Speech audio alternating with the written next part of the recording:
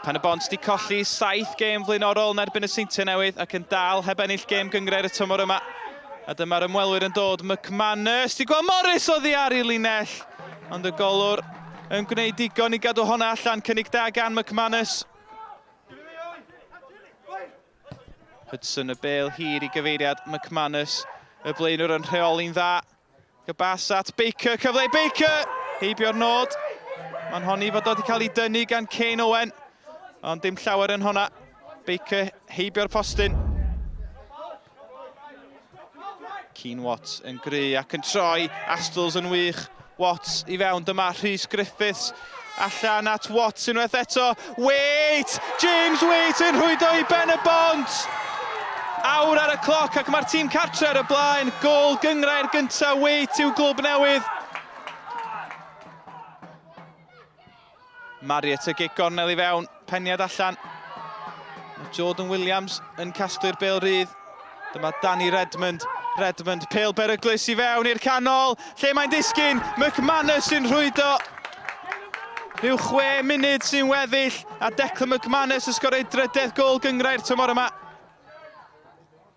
Sa'n gyfle hwyr i Pen-y-bont. Kane Owen ar bêl i mewn a Hudson ar cyffyrddiad heibio'r postyn. A Pen-y-bont yn sicrhau eu pwynt cyntaf erioed yn erbyn y Seintiau.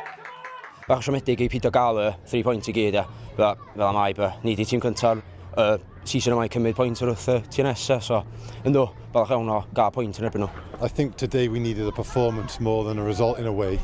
We've had an indifferent couple of weeks, disappointed with the Met result a couple of weeks ago, which they thoroughly deserved.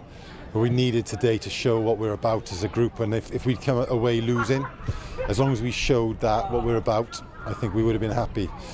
We did that, certainly, and obviously really pleased to get a result as well. I thought first half we weren't by far at our best at all. We didn't pass the ball quick enough or well enough in what I would say was a really very well organised Pen-y-bont team. Every time we come here it's always a tough game, and it's been 0-0 at half time when we played them in both the games actually. So yeah, I think we started the second half very bright.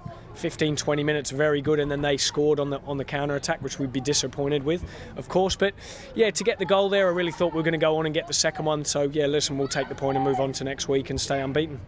Before today, our results last year, we were 1 point worse off. After 4 games, we had 2 last year, and then won our 5th game away at Druid. So to have played last year's top 3, to have and arguably 4th if you think about Newtown, and not lost to any of them, is really pleasing. We've drawn against Bala and TNS, which we've never managed to get a result against before. So they were 2 milestones for me personally.